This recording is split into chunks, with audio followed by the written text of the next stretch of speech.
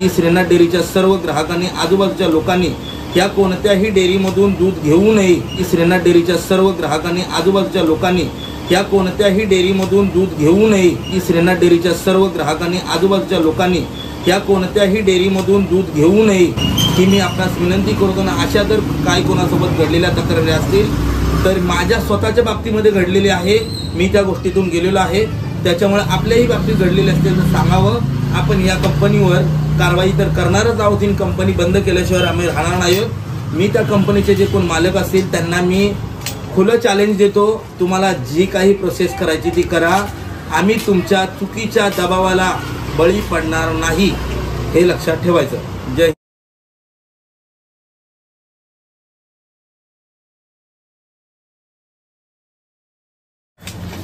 नमस्कार, जय महाराष्ट्र। मी दिनेश आयरे, महाराष्ट्र नवनिर्माण सेनेचा विभाग अध्यक्ष आहे।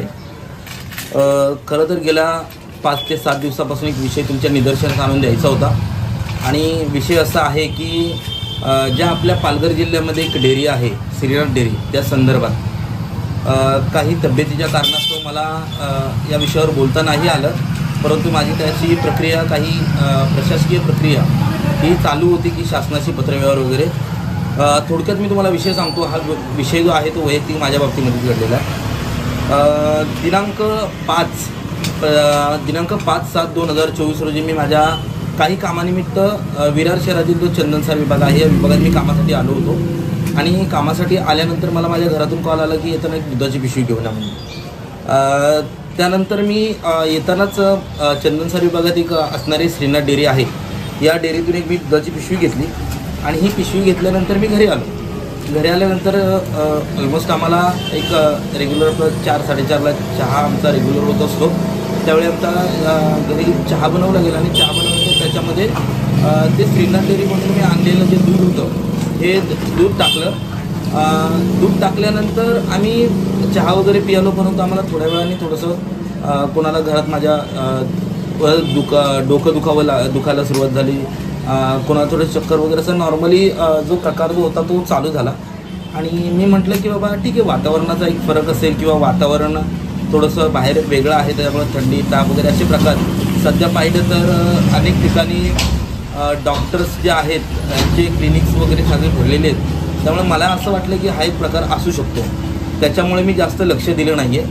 आणि त्यानंतर पुढे जाऊन प्रकार असा झाला की रात्री आम्ही झोपताना आमची एक लहान मुलगी आहे, त्या मुलीला आम्ही ते एक संध्याकाळी झोपताना एक दुधामध्ये भात वगैरे भरवणे किंवा त्यामध्ये तिला दूध प्यायला देणे असा प्रकार आम्ही जो केला होता आणि ते दिलं, परंतु तिला अचानक त्या दूध पिल्यानंतर तिला जो उलट्यांचा आणि जुलाब हा प्रकार जो त्रास चालू झाल्यानंतर आम्ही म्हटलं ठीक आहे, काहीतरी होतं, तर लहान मुलं आहेत किंवा काहीतरी खाल्लं असेल म्हणून होत असेल।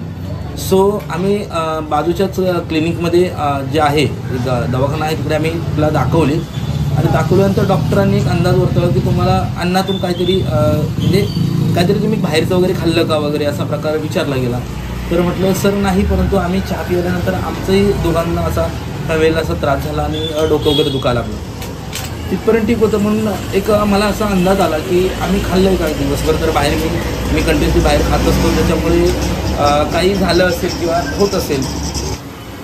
खरं तर ती दुधाची पिशवी जी होती ती आम्ही घरी आल्यानंतर पाहिली की बाबा डॉक्टरांनी काही औषधं वगैरे दिली आणि नॉर्मली ह्या गोष्टीचा मी मुलीला थोडंसं व्यवस्थित करण्याचा प्रयत्न केला आणि मी अशी दुधाची पिशवी पाहिली की बाबा चला काही खाल्लं नाही आहे तर हे झालं सगळ्यांना त्रास कशामुळे।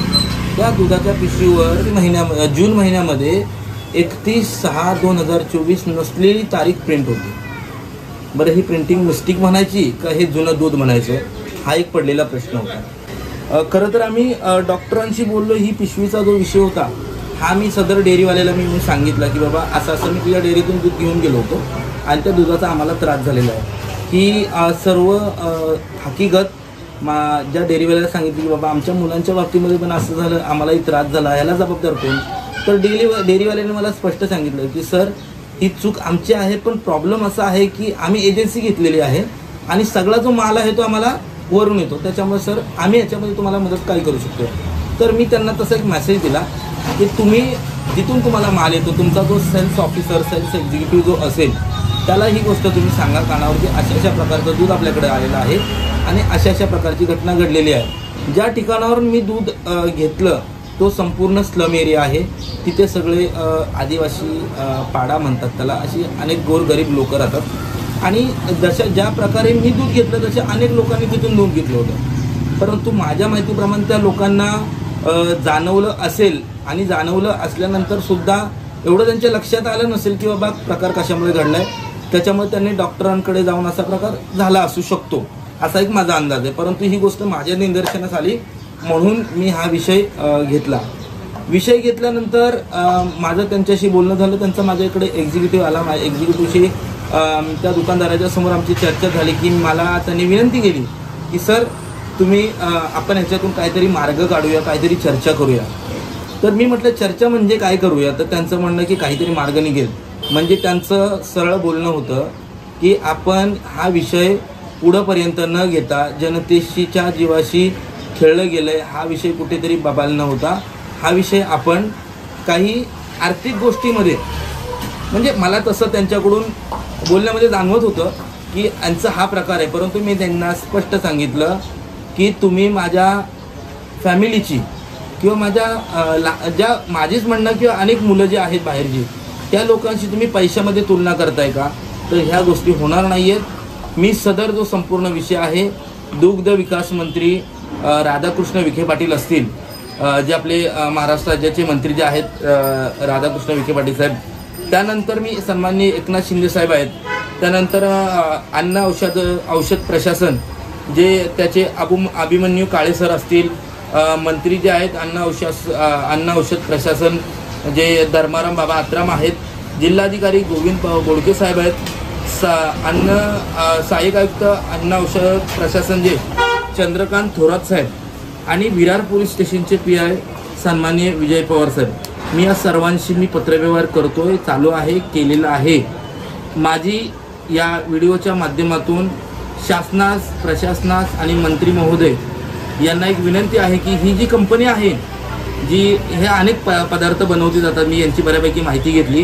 यांनी जी कंपनी ज्या ठिकाणी आहे यांचे अनेक प्रकार जे चालू आहेत. आता असा प्रकार झालेला आहे की समोरचा व्यक्ती कोण असेल गोरगरीब त्याचं तोड आपण छोटे मोठे पैसे देऊन त्याचं तोड बंद करावे, परंतु मी ह्या गोष्टीचा लास्टपर्यंत फॉलोअप घेणार आहे. त्यांचे प्रकार चालू आहेत, इकडे तिकडे जायचे, काहीतरी प्रेशर आणायचं, परंतु मी कोणत्याही प्रकाराला कोणत्याही दबावाला बळी पडणार नाही याची या डेअरीच्या मालकांनी नोंद घ्यायची आहे. सो या कंपनीवर शासनाने लवकरात लवकर पूर्ण त्यांचं जे लायसन्स आहे हे कॅन्सल करून चांगल्या डेअऱ्या ज्या आहेत मार्केटमध्ये, माझ्या माहितीप्रमाणे अनेक डेअऱ्या आहेत, अमूल डेअरी असेल, त्याच्यानंतर मदर डेअरी असेल. माझा सांगण्याचा उद्देश आहे ज्या चांगलं काम करतायत ह्या दूध डेअऱ्यांचं मार्केटमध्ये नाव खराब होत आहे. त्याच्यामुळे ह्या जी श्रीनाथ डेअरी आहे ह्या डेअरीवर लवकरात लवकर प्रतिबंधात्मक कारवाई आणि त्यांनी ज्या ठिकाणी अनधिकृत बांधकाम, माझ्या माहितीप्रमाणे त्यांनी अनधिकृत बांधकामं केलेली आहेत. जी डेअरी आता नायगाव ठिकाणी आहे त्या फॉरेस्टच्या मला जे माझ्यापर्यंत आलेली माहिती की त्यांची जी डेअरी आहे फॉरेस्टच्या जागेमध्ये पण आहे. सो ठीक आहे, आता जर त्यांची प्रोसेस चालू आहे तर माझी काहीतरी कुठेतरी प्रोसेस चालू आहे. मीही माझ्या प्रकारे मी प्रोसेस करतोय आणि मी या कंपनीवर त्यांचं लायसन्स कॅन्सल करून यांच्यावर गुन्हा दाखल केल्याशिवाय मी शांत बसणार नाही. तुम्ही कुठेही जा, कुणाकडेही जा, मी सर्व संबंधित अधिकारी, मंत्री महोदय, संबंधित प्रशासन, संबंधित कार्यालय सगळ्यांशी मी पत्रव्यवहार करतोय, केलेला आहे. त्याच्यामुळे ह्यांच्यावर लवकरात लवकर कंपनी बंद होण्याची कारवाई करण्यात यावी अशी मी विनंती करतो. आणि ज्या श्रीनाथ डेअरीचे जे ग्राहक आहेत या ग्राहकांना किंवा श्रीनाथ डेअरीमधून जी लोक दूध घेतात अशा वसई, विरार, नालासोपारा, पालघर, महाराष्ट्रातील अनेक जे ग्राहक आहेत या लोकांना मी स्पष्ट सांगतो की श्रीनाथ डेअरीमधून तुम्ही दूध घेऊ नका. श्रीनाथ डेअरीचे अनेक प्रोडक्ट जे आहेत हे खराब अवस्थेमध्ये सापडत आहेत, भेटत आहेत. अनेक गोष्टी अशा समोर येतीलच. आता तुमच्या समोर फक्त दुधाचा विषय आहे, ह्याच्या पुढे अनेक विषय येतील आणि हे विषय आम्ही अगदी प्रशासनापर्यंत ठेवू आणि ते पुराव्यासहित मी पुन्हा एकदा प्रशासनाला विनंती करतो आणि जनतेलाही विनंती करतो की विरार शहरामध्ये अनेक अशा त्यांच्या फ्रँचायसीज आहेत की यांच्यातून लोकांपर्यंत, आणि ही जर ही एकच डेअरी असेल तर अनेक दुकानांमध्ये 31 तारखेचं जे दूध आहे 31 जूनचं हे का गेलं नसावं असा एक मला पडलेला प्रश्न आहे. त्याच्यामुळे मी आपणास विनंती करतो की श्रीनाथ डेअरीच्या सर्व ग्राहकांनी आजूबाजूच्या लोकांनी या कोणत्याही डेअरीमधून दूध घेऊ नये की मी आपणास विनंती करतो ना. अशा जर काय कोणासोबत घडलेल्या तक्रारी असतील तर माझ्या स्वतःच्या बाबतीमध्ये घडलेले आहे, मी त्या गोष्टीतून गेलेलो आहे. त्याच्यामुळे आपल्याही बाबतीत घडलेले असतील तर सांगावं.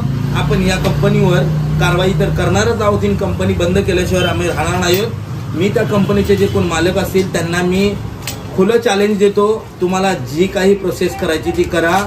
आम्ही तुमच्या चुकीच्या दबावाला बळी पडणार नाही, हे लक्षात ठेवायचं. जय हिंद, जय महाराष्ट्र.